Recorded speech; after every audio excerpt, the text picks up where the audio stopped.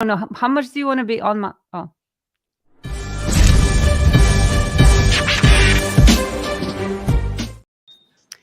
Hey. Good afternoon. Welcome to Airbnb Jams. I am going to be your host today. My name is Marta Miner, and our wonderful, handsome Mamadou had a last-minute thing that came up, so he put me and Hung in charge. So I hope you guys can deal with us today. He's still on the line, and he will contribute. But today we're doing part 2 of the Airbnb audit, but I do want to bring in Hung to introduce himself and tell us a little bit about himself and what he does.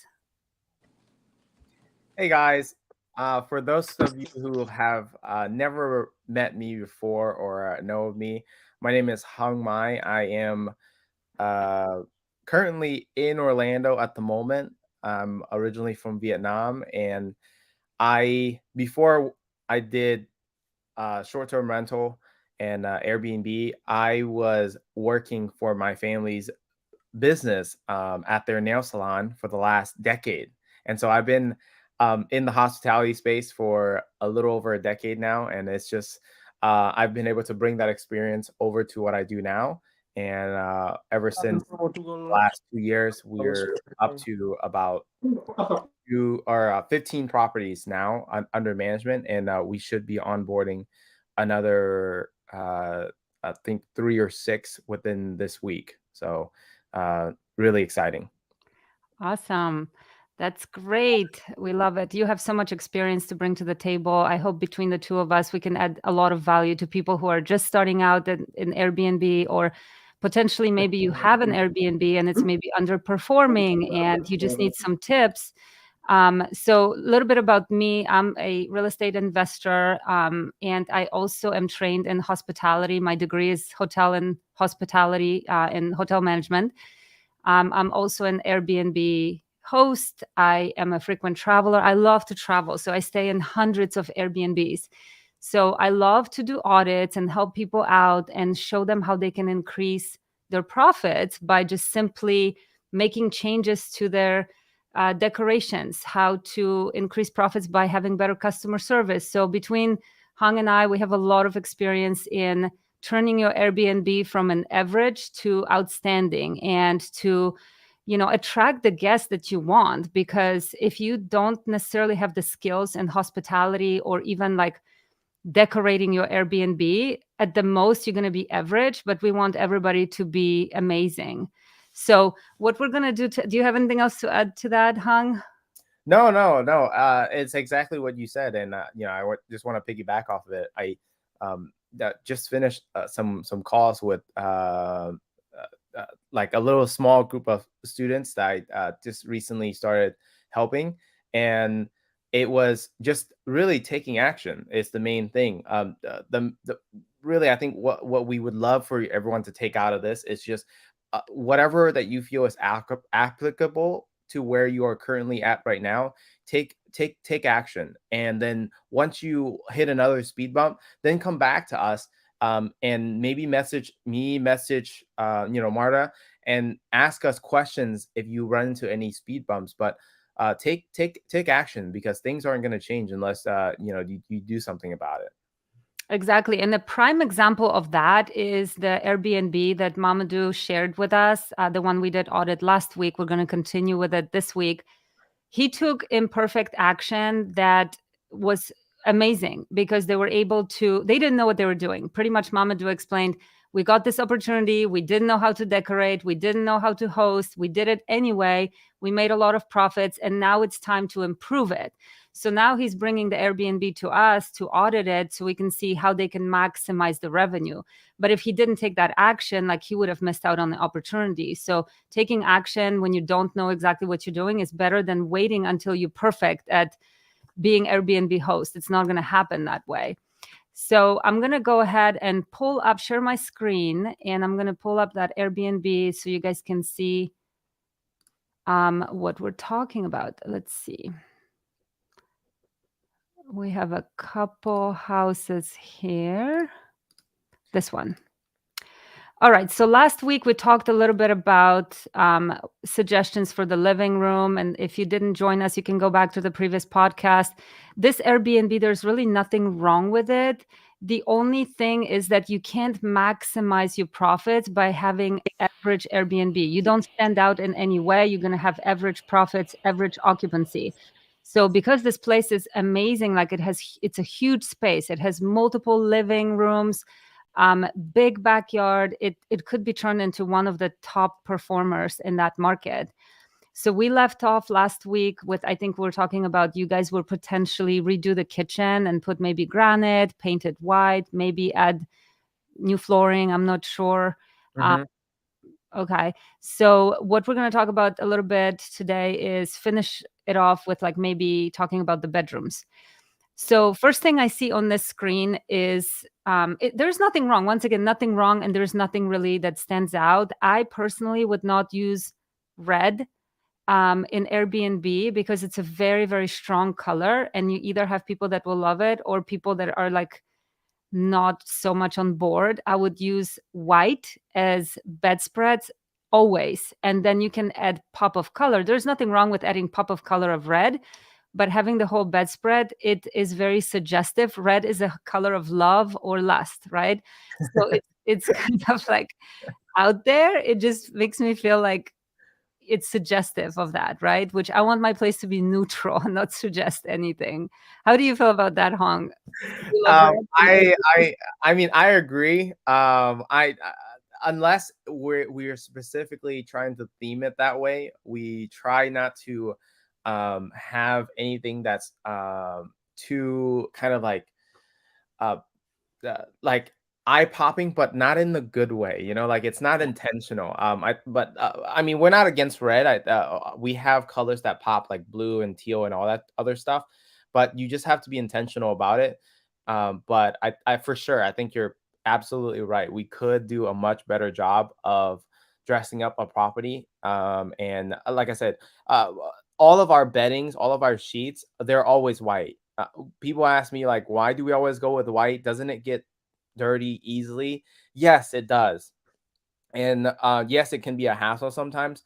However, with it being white, you can always bleach it. You can't bleach it when it's red, when it's other colors, right? It's gonna ruin the color. But when it's white, you can bleach those things, and majority of the time, if it's not something that's like super crazy blood or something like that, it will definitely come out.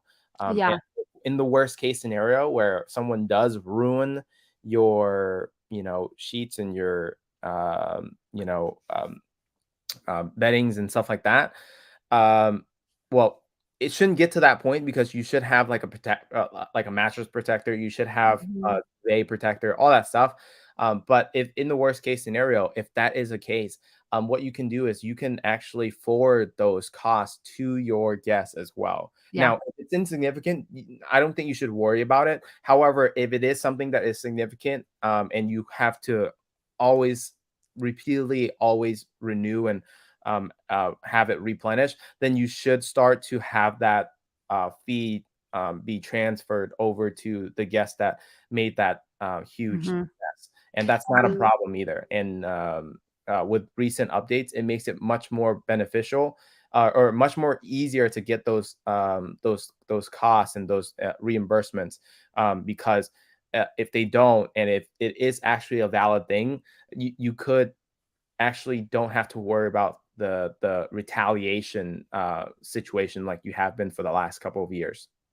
Yeah, so the way I feel about that is that it really depends of the amount of damage, right? Because it is cost of doing business. So you also have to have cost of doing business built in to your Airbnb profits, and you put a certain amount for replenishment, right? I mean, sheets will get damaged, and obviously if something really gross happen and it's like a negligence, then you obviously charge the guest. But if everybody can spill some coffee or whatever, things happen, then at that point, like, we bleach it, like Hung said. Or if it's just something that I don't want to ruin my relationship with my guest over something silly. The sheets are not that expensive. I just kind of create a separate account where I have money saved up to be able to replenish those things.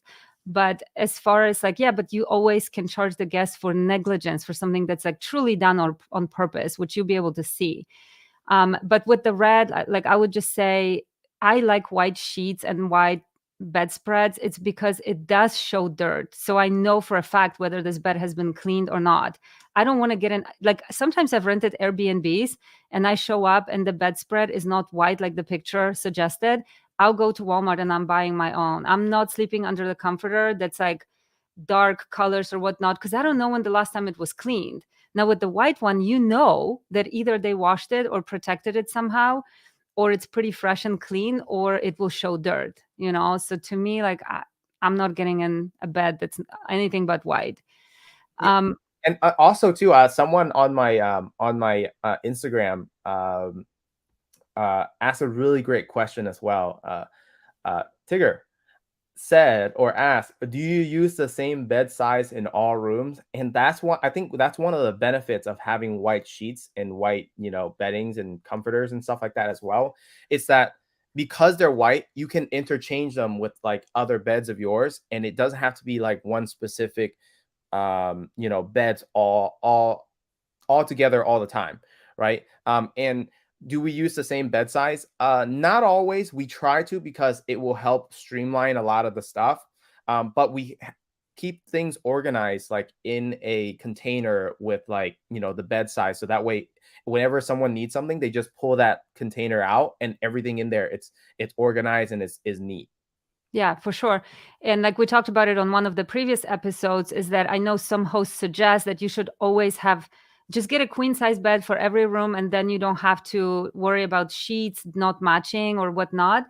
But to me, not putting a king size bed in place where it actually calls for a king size bed is once again reducing your revenue, because myself and a lot of my friends that I talk to will not go to an Airbnb unless it has a king size bed in a main bedroom. So to me, I have to have a king, and I try to put king in most of my rooms. But I also do what Hung does, like I label the sheets. I even mark them on like the sheet, on the sheet itself, like in a corner.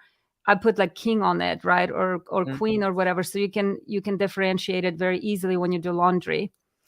But as far as like going back to decor in this particular room, to me, the biggest opportunity missed in here, as we talked about it last time, is putting a rug. Rug makes everything more homey and just like pleasant.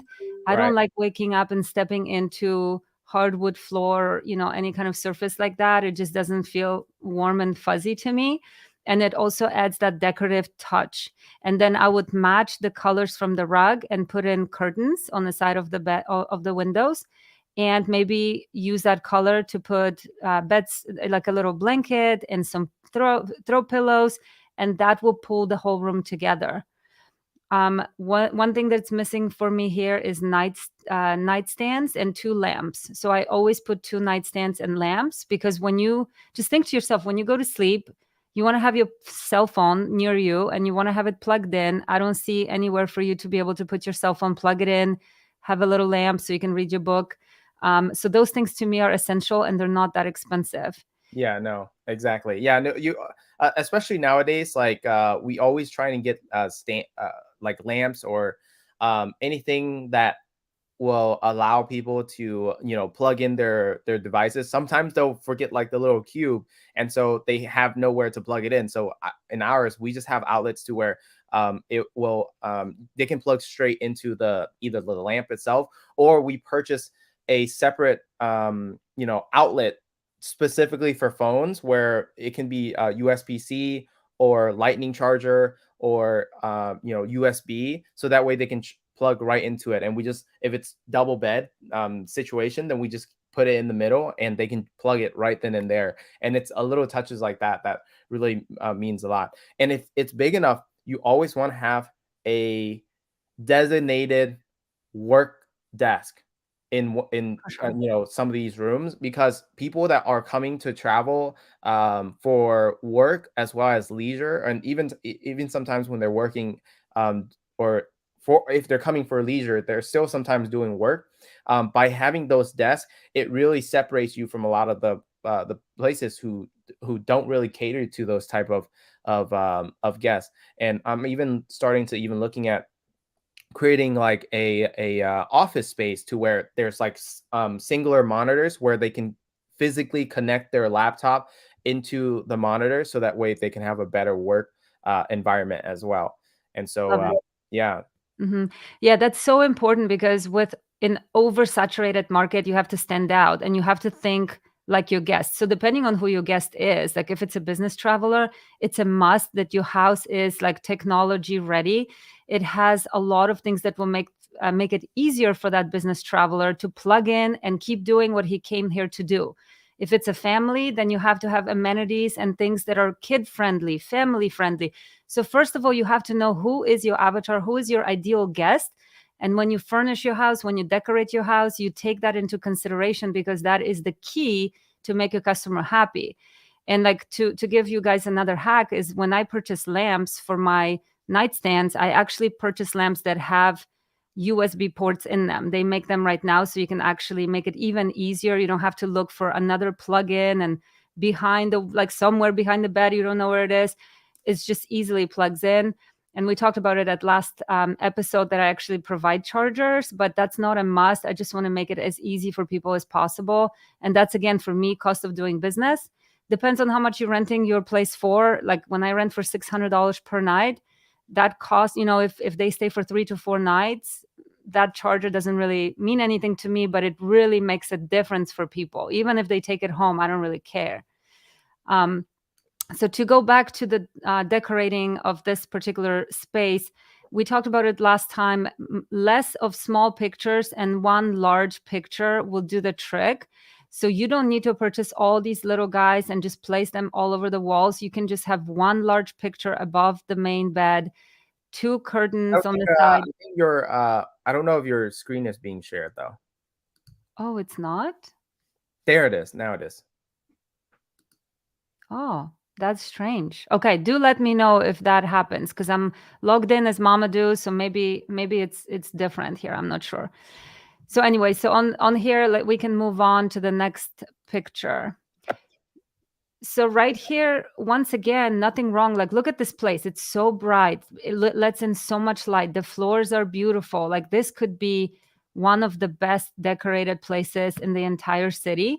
But right now, it's kind of just like basics. It has a couple beds and that's it. It lacks decor. It lacks like a central point.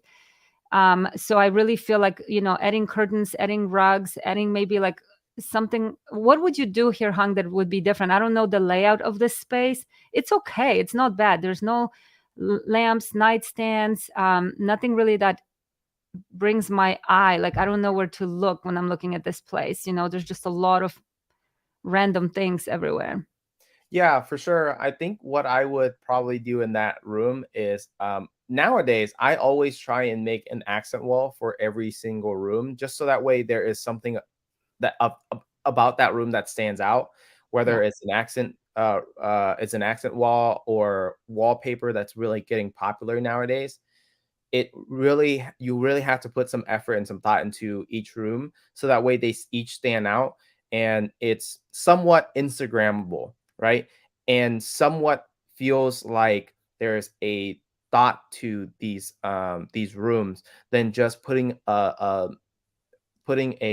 bed and mattress in there so that way people can sleep. It's not just about that anymore. People are looking for an experience, and you want that feeling of when people come in, they're running to each room trying to figure out which room they'd like to stay in, right? Exactly. You want that because when you go with your friends, that's kind of like low key what everyone is trying to do. Everyone is trying to find out what room is the best room, and I'm gonna call dibs on it first. And so if you can create each room to be a little bit unique in that sense, no one has to fight. And even if they do fight, it's like you're fighting, between good and great. But Yeah. they're all good, right? Yeah. And so you don't have people that are, everyone paid the same amount, but then some people aren't getting what the others are getting. There's always like that little, politics, right? Yeah. And so you really have to make sure that those spaces are like that because who you're really trying to make look good is the person who booked it for the whole group, Yeah. right? because they love those type of things. And if they have those experience and if they have those moments to where like their group told them, oh my gosh, you did such a great job in choosing this place. This place is amazing. Yeah. Then they're gonna do a mini. Then what they're gonna do is they're gonna give you an amazing review on the back end, which is what you really want. Hmm. You also have to know what, once again, who your avatar is, because now looking at the space, I'm thinking, okay, is this room supposed to be for kids or is it for two couples? I mean, two couples are not going to stay in the same room. So unless, it's a bunch of college students just going together, but let's say we're talking about adults.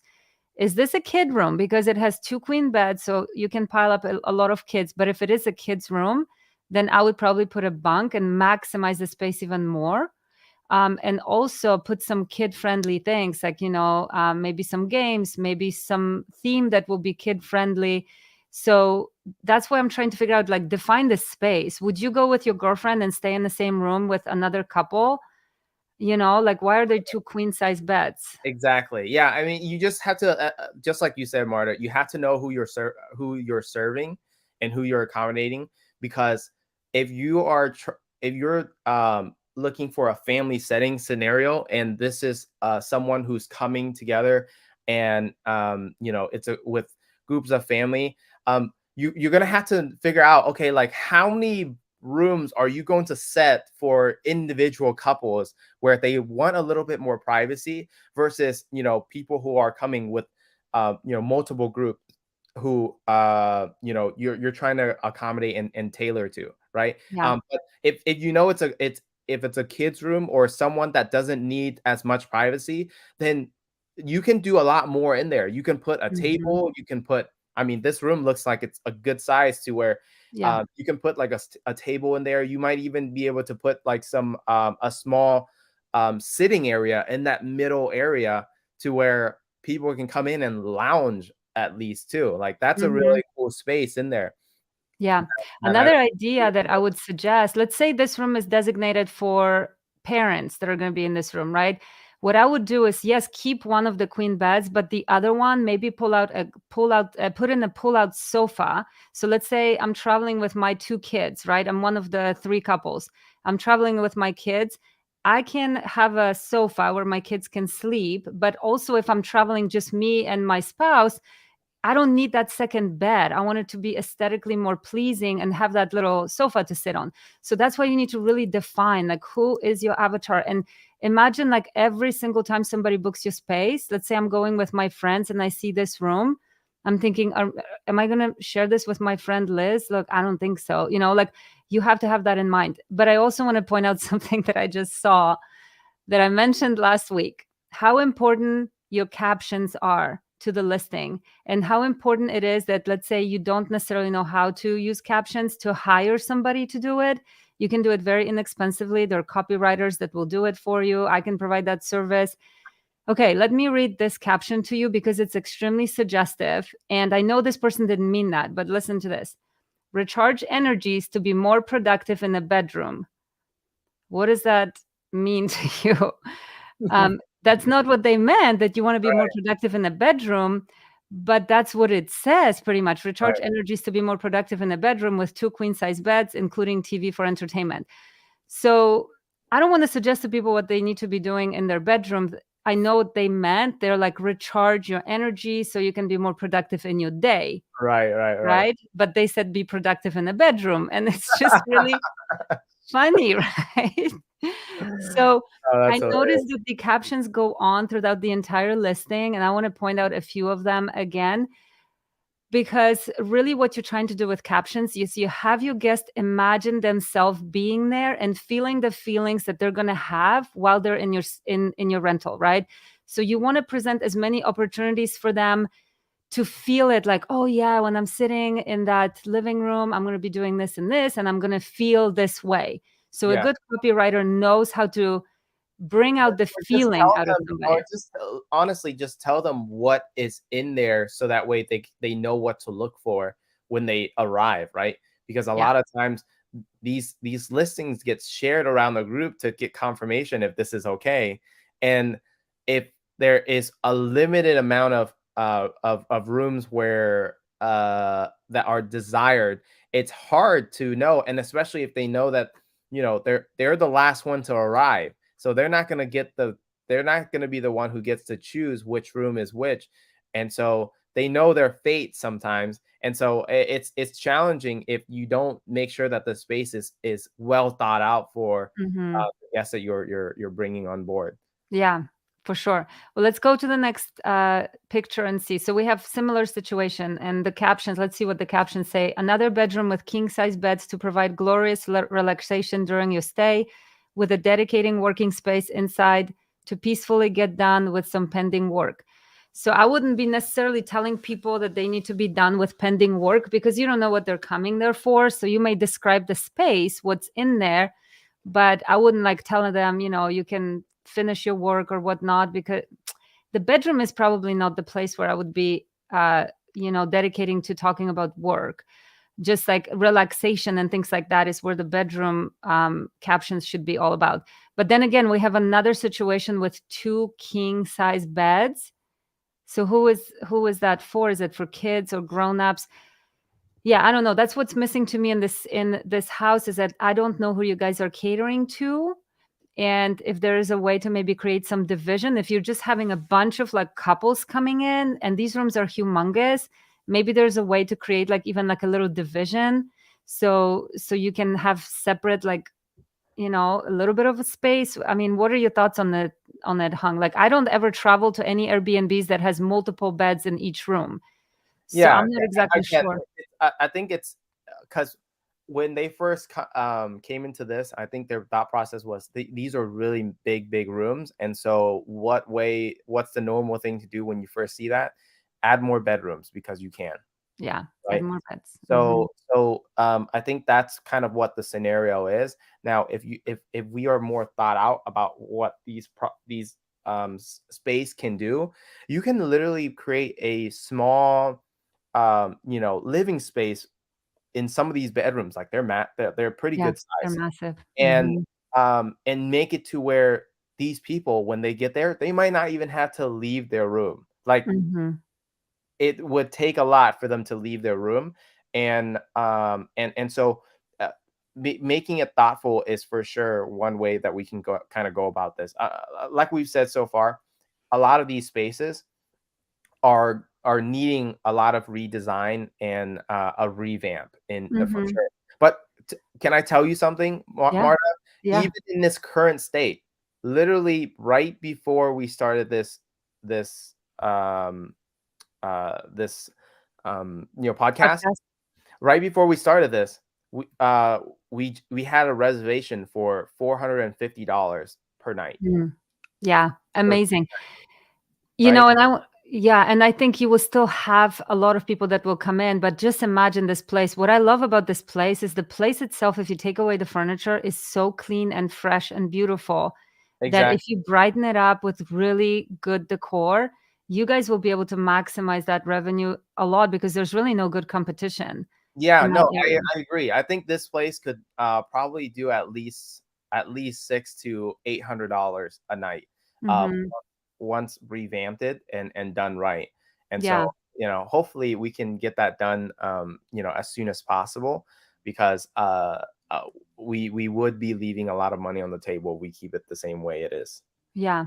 Okay, let's kind of recap a couple more pictures. And so there's another picture of the kitchen. One thing that we didn't mention is this place, once you guys redesign it, needs a professional photographer, because Yes, right now you're not able to highlight the really great parts of this house. It's I just agree. random pictures of the ceiling, half the ceiling and half the floor. Like, nothing really stands out on here, right? But it could Yep. be so much better. Yep. Um, Great that you guys are providing these amenities. So I also checked out all your reviews, and a really great thing that I want to comment on is that you have great person hosting. I don't know who's the current host. I know you're taking over, but there's a lot of positive reviews on the hosting skills. So we always talk about it's a product and a service. You can have amazing product, and if you don't know how to treat your customer, they're going to leave negative reviews. And it seems like people are willing to overlook a lot in this place. Like, I know there were some reviews about cleanliness, sometimes not being exactly the way people expect it to be, but they were able to overcome that because the service was so good. that their Right. wishes were acknowledged really quickly and things were fixed really quickly. So that was a huge positive that people have to realize, is that if you don't know how to be a great host, assign that duty to somebody who knows. Get a property manager, because people are picky and they want things fixed. It's not about things not happening. Things will always happen. You're always going to have issues. But if you're able to accommodate your customer, they're not going to complain about the issue itself. They're going to complain about lack of your care about that issue, or not getting to the issue fast enough, just like Hong told us at the last episode, which is so painful what happened to you. I don't know if you want to recap real quick what happened, but Yeah, yeah. No, it's yeah, I don't know how many people saw the end of the last episode, but basically, I was sharing a little bit of a like challenge that we had with one of our property. It's like communications is a low hanging fruit for what we do in this space, and so with one of our particular property, it's a high end luxury property, and the individual that was in charge of it um, what was gave it a little bit more time for some of these issues to come up and have it resolved. And once I got wind of it, I told them immediately that, hey, this is something we need to get get working on immediately. Call every single roofer and technician in the city of Dallas and get this thing worked within the get someone there within the hour. Like that's what I want. I don't care how much it is, because the reason why is because some of these people are paying premium prices on the weekends. We're getting on average $800 to $1,000 a night, and typically average nightly rates for this property is anywhere between $700 to $800 a night. So we had this $50,000 reservation for 2 months. So that's $25,000 per month that they were paying for this listing. And there was apparently there was a small puddle of water and dripping situation that was coming from the ceiling. Not a huge deal, not a big deal, was not it wasn't a eyesore or anything like that. It was what they walked in, they saw this puddle, and that was it. And apparently the answer that we gave them was someone will be out there by Tuesday. And at the moment of the time, it was a Saturday. So we're talking about Saturday, Sunday, Monday, and Tuesday. 4 days for someone to get there when they're paying on average $800 a night for the mm-hmm, whole month, right? mm-hmm, So to me, if you're paying that amount, you are not waiting 4 days for something of this caliber. You mm-mm, want an answer right away. If it was mm-hmm. you in that same situation, right?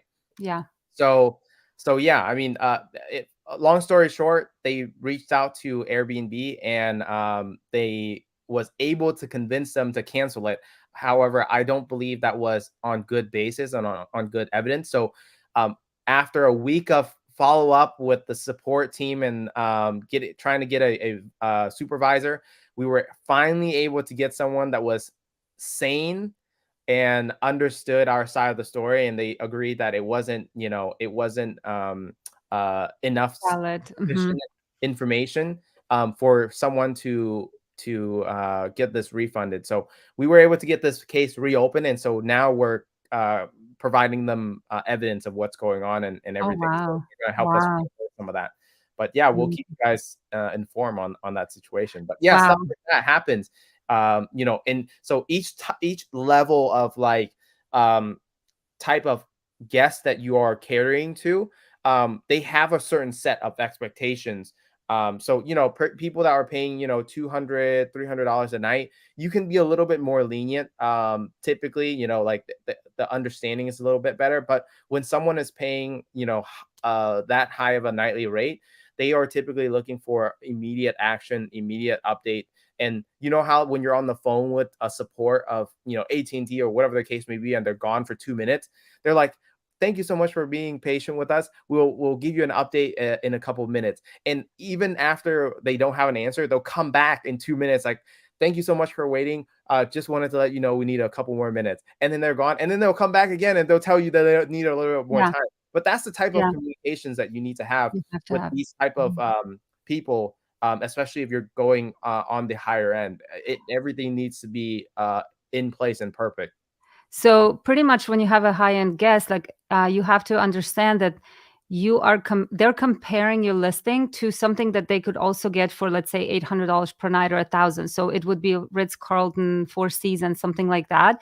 So when I go to Ritz-Carlton and I call customers, not customer service, but front desk, and I say, hey, something is leaking from my ceiling, somebody comes in 10 minutes, right? So my perception is that when I go to your place, within 2-3 hours, somebody's going to be fixing my problem. And that's why people that are like high-end clients, people that spend significant amount of money, you always have to remember your service has to be comparable to a high-end hotel, right? Like that's who you're competing against, and you have to have that an amount of service, that level of service. So I also wanted to comment once real quick on the caption on this picture, because that's why I think like it's so important that somebody helps you write it.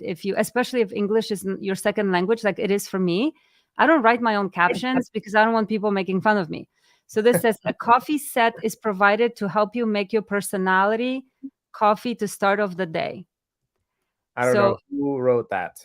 Yeah, but that's pretty much all the captions. Like I love these captions because they're a good, very good example of like, just don't put anything if you're not really sure, because sometimes you confuse the customer in your description, right?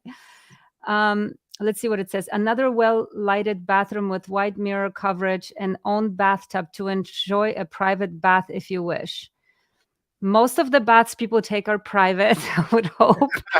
So I don't know that this description is, needed.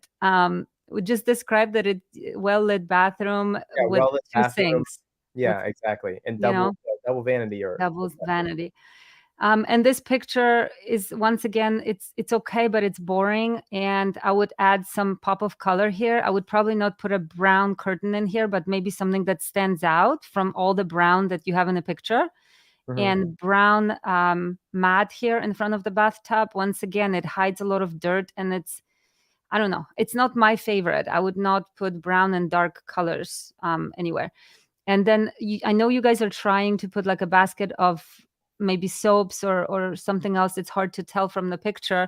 That's a really good move, but I would just kind of decorate it a little bit nicer. Maybe still put a plant. I like a plant to be in the bathroom to stand out and kind of show the luxury. When you put a nice orchid in the bathroom, it makes you feel like you're in a luxurious, nice high-end hotel.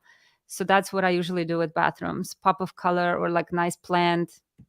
Anything else you would add here, Hong? Honestly, a lot of times when we go into situations like this, I'll even repaint the cabinets so that it matches our theme and our color scheme, and it makes the cabinets and the vanity pop up so much more. Yeah, for sure. I was gonna say put white because I don't like brown anywhere. Brown is not my favorite color. White is always fresh and new and clean looking. So if you can repaint, do it. Not everybody can afford to repaint their places. So then I would just add, pops of color or some white and fresh and clean to make that more inviting. Okay, so dining room, I would say there's too much going on this picture here. There's just too many items, too many colors. Maybe not too many colors, but it's just too confusing. I would take down all of these little pictures, put one big one. I actually would put a large, big mirror in here, potentially. But if not, then a nice big painting, just like abstract painting. The table, in my opinion, is too small. You're hosting 13 people. Yeah, And it needs to be bigger. Yeah. So if you can't, I don't know how big the space is, but I'm thinking you can get rid of whatever this side table is here, whatever that is. It's hard to tell. And I would maybe just make a table that extends, that has leaves that you can open up and extend by extra, 4 seats or whatnot. Right. But definitely you have to always think about, like, if you're hosting 13 people and you have space for 6 of them to sit, where are the other people going to be eating? So maybe if you had kitchen stools, but you guys only have one. Right. So where does the rest of the people, where are they eating? There's no outdoor seating outside on the patio, I notice either. You have to think about those details. No, yeah, and exactly. I mean, and we've gone through some of those conversations as well. I mean, even in our um, property where like it properties that typically for us that sleeps like minimum of like 12 people, we always want to try and at least seat 8 people in general because typically it's averages anywhere between like 8 to 10 people that are sitting down or in a reservation in situations like that. And then we'll provide like extra chairs as well, just so that way people can pull it up and sit at the dining table all together. Mhm. Yeah, and if you can't squeeze that in, then you have to figure out some other way, like maybe provide little trays so people can go sit on the couch and have a tray in front of them to eat, or you have to be creative, but always think like if you're inviting 13 of your friends for a brunch and you have 8 spaces or 5 spaces to sit, you would create something in your own home where you would be like, "Okay, grandma, you sit here," and that's how you have to think when you decorate this place, that people have to be able to eat their lunch and dinner and be comfortable. So, Right. okay, let's see what else we have. So, once again, we're going back to this. I'm not sure if, again, if it's the same picture or if you guys have like 4 living rooms that look identical. I don't know, No, I but think this is no, I think this is that same space, but at a different angle, and it's okay. out of order and out of chronological order. So it may seem like it's a different room, but it is, I believe, the same room. Um, And it has a designated, office. Maybe we could turn it into more of an office, like this place. Yeah, you can still have a sitting area, and I know it's kind of an office, but maybe make it look a little bit more office-like, have some bookshelf or something interesting in there that makes you feel like an office, like a screen, like you mentioned. Those are so inexpensive. You can just, put a screen in there. And let's go back to the captions. Find some peace of mind while doing work during a vacation in this area. So, not I don't know. I don't want to bring up to people that they're coming here to do work. right. Like every picture we're just talking about doing work. If Hmm. they have to do work, they'll do work, but find this office space with inviting couches. Like don't remind them about work, work, work. And then it says the peaceful mood of the surrounding adds to the calmness of the atmosphere inside that enables you to think more about what you're doing. I don't know. I know what they're trying to say, but it's not really hitting home for me as a traveler looking at this, you Yeah, know? for sure. I mean, and that's kind of like what is the basis of this audit, right? Is so that way, just basically showing people that yes, like you can put furnitures and put things into a room, but it might not always be as cohesive and purposeful as you would like it. And I think Mhm, that's probably one of the key things that I always tell people when they ask about like why I would design things a certain way is that when you have a large group of people, you have to find pockets of places in the house where different cliques can segregate together. If there's not enough space for them to spread out, and the only places for them to hang out is the living room and the kitchen, it can get pretty crowded pretty quickly, and mhm, it wouldn't be a very great experience for people. And mhm, so spaces like this where when you have an access amount of open area and open space, you can create like a game room, you can create a work room, you can create a gym room, to where mhm, people are coming here, and there's a lot of different places where different crowds of people like kids can stay in their room if you decide to put like a PlayStation in there or a game or a window, whatever the case may be, right? And so mhm, I think what we've been talking about so far is just making sure that the space is purposefully designed so that way people have a purpose in each room that they're going into. Whereas some of these spaces are not as well thought out, and it's mhm, more so just filling this. It feels like it's more filling the space than anything for sure. Um, mhm. and so yeah, no, you're perfectly right, Marta. Okay, let's go on to the next one. Laundry room, nothing really special. Okay, so this is, I think, a big missed opportunity because right now, and I know you mentioned it before, there's really, you guys don't have pavers or a slab of concrete here, and that could be a great opportunity for you guys to maximize that space. It's a great, huge backyard, and if you set it up with like really cool lighting, maybe definitely put some furniture out there for people to enjoy in summertime, but also create mood lighting, have little, what are those lights called that, Floodlight. yeah, whatever they are, which is like really pretty lights that will enhance the mood of the space. Hmm. Then, like when I look for Airbnb, I always look in the backyard, always, because I have a child and I want to know, what is my kid going to do? And when she's doing what she's doing, can I sit outside and enjoy? Because here Right. I'm going to be able to stand and watch her do her thing. I can't bring people outside and be like, hey guys, let's go have a glass of wine. Kids are playing in the backyard. So imagine the space always as people doing something in that specific space. And in here, there's nothing to do, literally. And it's a huge missed opportunity. I've seen some of your backyards hung in other Airbnbs you own, and you can turn a place to like magic, and this place really could use a little bit of magic, I think. Yeah, no, for sure. I mean, this place as well, like my background here, this was not used to be like this. This place had literally 5 different type of pavers on the ground. Mm-hmm. It was 5 different type of pavers, and there was bamboo shoots shooting out from every other direction. And we had literally, it was the same size of that tree, um, Mm-hmm. in this back corner right here. And Yeah, so there was a lot of tree removal. There was a lot of pavers being removed, and then making sure that it's something that's functional and that people mm-hmm. can hang out in the back area for sure. And so people have been telling us that they love this backyard and they love the outdoor Amazing. dining area. And it's honestly too, if you're catering to pets like dogs, when people are bringing it, it's a great market to be able to attract those type of guests coming. And having an enclosed backyard like this will make you much more desirable versus Oh some of the yeah. competition as well. 100%. This space can be amazing. Imagine the backyard with the same backyard that you're sitting in right now.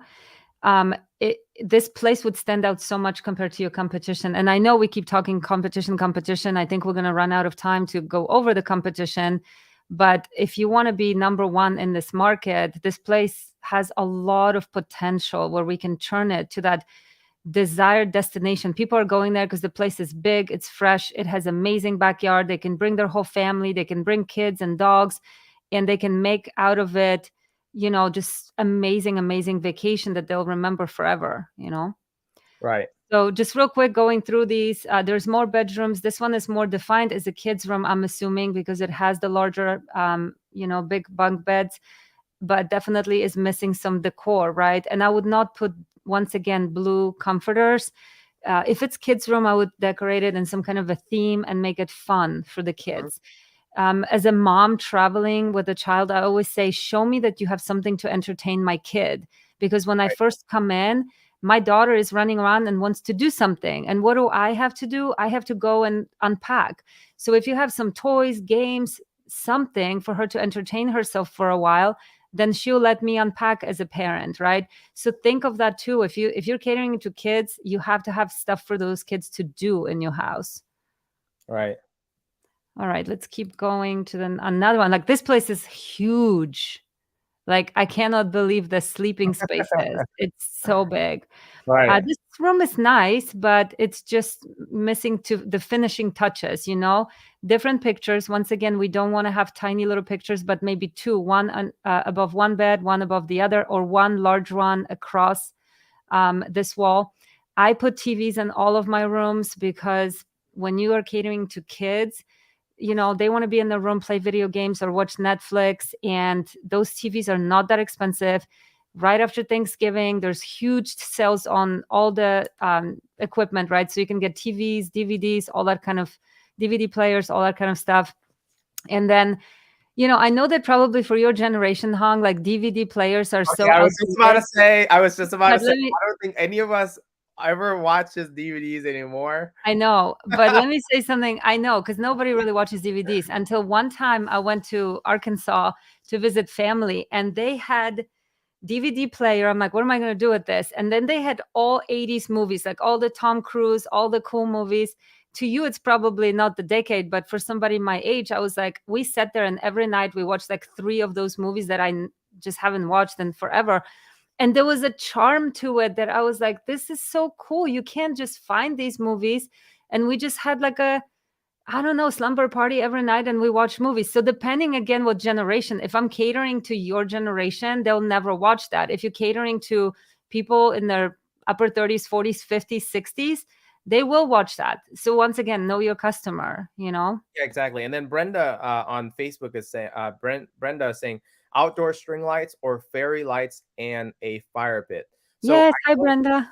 I don't know what fairy lights are, but we do use string lights, and it's always and not or if I can, for sure. Like I always try and do a string lights and fire pit if there is space in the back, because not many places have that. And if you can do that, it's a great, like, if you can see like on my background right here, Yeah. it's a great way to for a big group of people to hang out and have conversations late at night and just create like really wonderful memories. And honestly too, for this space, it really needed something like this, because there isn't a pool typically, right? And so this is right here, kind of showcase and gives people an idea of what they could be doing while they're here. uh Mhm. and Exactly. yeah, and this is something, it's super easy. You can This is not a live fire, we edited this in. Oh, yeah. It's amazing for functionality and also for photography. When you have a space that, you know, like the fire pit, like you want to have that on for the pictures, because people want to see in the pictures like what are some of the things I can be doing when I rent your Airbnb. I do want to answer a couple of questions here. So Sean is asking, do you put as much decor in a midterm rental?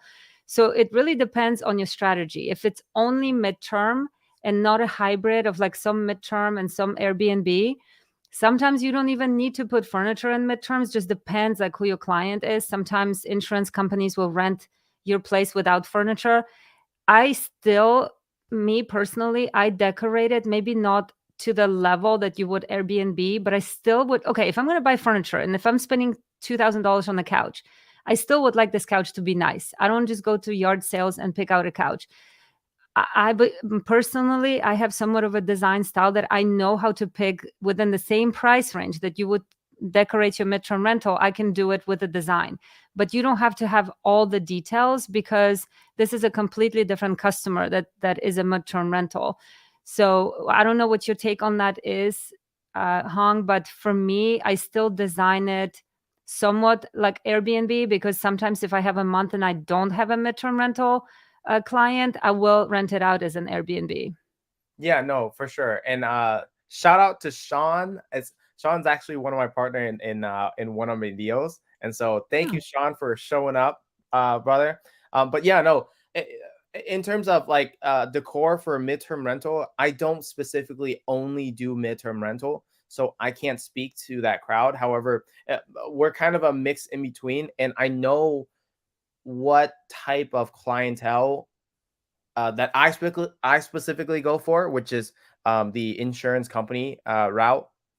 And for those type of individuals, they are coming, their house is being displaced, and so some of the things that they're looking for, it's very similar to the type of avatar and clientels that I already cater to, and so we make it work cohesively. But depending on what your budget is and depending on where your market is, it might be something that you're only catering to.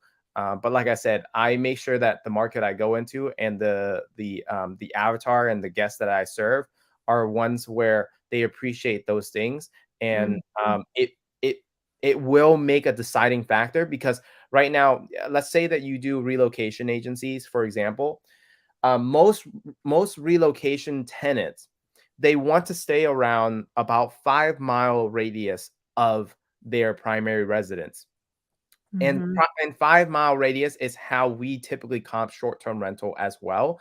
And so depending on what zip code your property is in, well, if your zip code is, a not very nice neighborhood, then the pool of potential midterm rental relocation agency clients might not be very well, right? Might not be very ideal, right?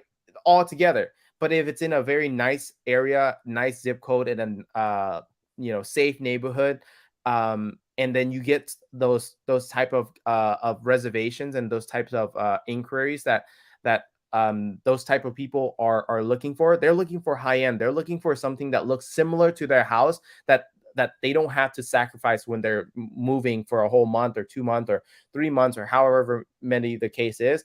I mean, we had one of our property. It was a 3 bedroom, 2.5 bath, 1,500 square foot.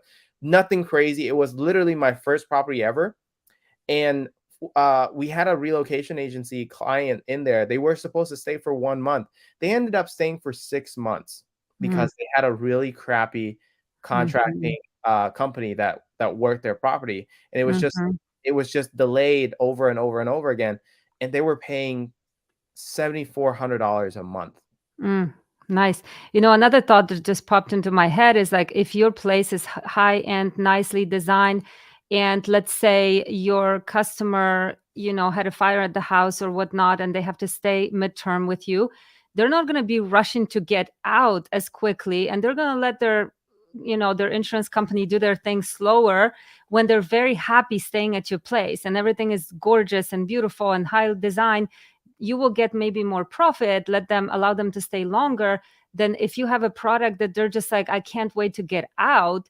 They're gonna be able, they're gonna push that insurance agent, like, get this done faster. I need out. I need to get to my house. I hate this place. Mhm. So to me, like, I don't ever do anything average. Like, I always aim for really nice and luxury and quality. And I'm not necessarily talking about high end very expensive homes. I'm just saying I cater to all my customers in a way that when they're in my space, they feel comfortable. They feel like it's new, it's fresh, it's being catered to them. So I don't really care who my customer is. If it's at midterm, if it's somebody who's spending $100, $1,000, they're getting similar product from me always.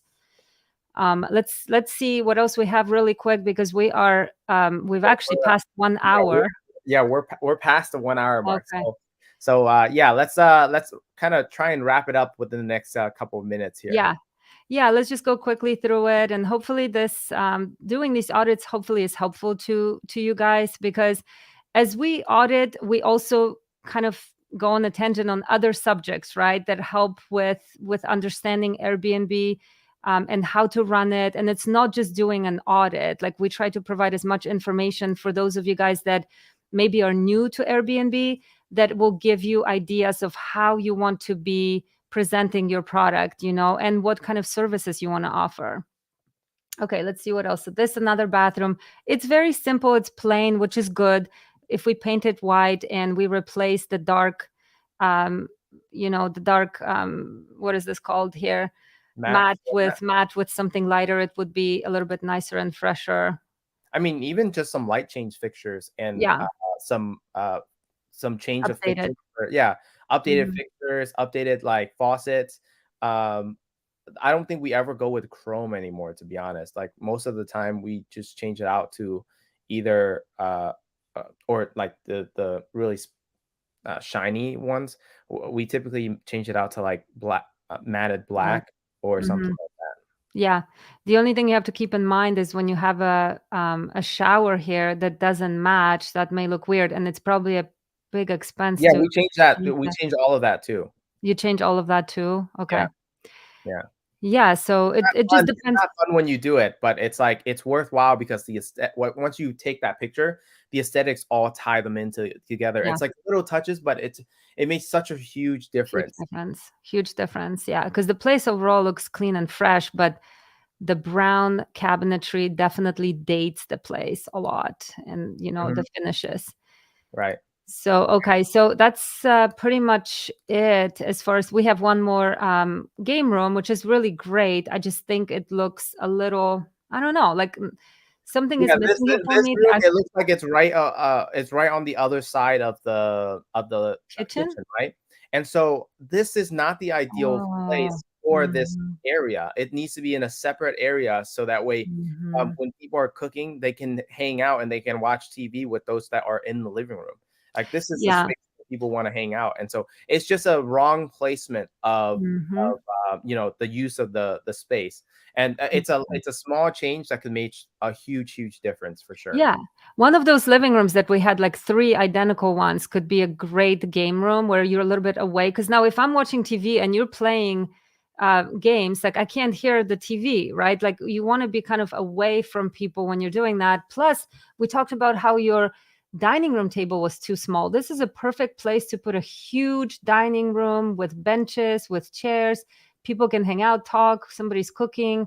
Oh, I see 2 more chairs right here that I didn't see before at your counter. So at least we have more seating. But anyway, so that hopefully it gives you guys a pretty good idea of, how you could make that space better, how you could make it stand out and be top in that city. You don't have that much competition in this city. And I feel like if we just upgrade it a little bit, it will be a top best booking place in the entire Newport News. Yeah, no, I agree. And honestly, once we have that capital, one of the first place that I mean, of course, the interior, but one of the places that you really need to focus on if you're trying to add the most value that will make a huge difference in your ADR, your average daily rate, is the backyard. That is typically the first thing that most people are looking in terms of comparison, and if is this extra money worthwhile to be spent on a space. Is most places or most people are looking for a nice backyard when they are looking to pay extra money when coming to a place. And so that backyard patio deck and the fence and making the space more welcoming, it's where the money can make the biggest difference for sure, is what I feel. And Mamadou just said you guys secured private money today, so boom. Boom. It's it's gonna be amazing. You know what we should do? We should do a follow-up podcast in the future once you guys have made all these upgrades and we can show before and after. Yeah, that would be awesome. Yeah, that would be amazing. Yeah, awesome. Yeah, so I think that pretty much wraps up everything. Do you have any last thoughts, Marta? I don't want to go into last thoughts because that will give us another 15 minutes that we just will never finish. But I appreciate you guys showing up. I hope you got some value out of it. I appreciate you, Hung, coming in and saving me today. I thought I was going to be talking to myself, but I appreciate you being here. Mamadou will be back next week. So we're going to resume as the Three Musketeers. And we appreciate you guys showing up. If you have any questions, if you have listings that you would like us to audit for you, please send a message to myself, Hang, or Mamadou. We're going to be gentle with you, but we do want you to maximize your potential. So don't be afraid. Don't be scared. We're here just to help. So thank you guys for joining. Anything else, Hang, that you would like to add? No, like I said, I'm just we're gonna keep it short today. So I just hope you guys have a wonderful rest of your day. And no matter how hard or any obstacle that you come across, you're always gonna be able to overcome it as long as you still have that heartbeat, like in you. It's not over, right? It's what does Les Brown always say? It's not over until I win, right? It's not over until I win. And so you have to have that same mentality of whatever it is. And if it's this industry, for sure we can be a guiding light for you guys and everything like that. But yeah, don't take no's too seriously. Don't take yourself too seriously. Life is not that serious. Okay. You got to keep going, and whatever you want, it's possible. Make this your year. So look forward to next week's podcast, and hope to see you guys again. And again, this is from Mamadou. He's gonna want me to say this: like, subscribe, and leave us a comment and share this podcast.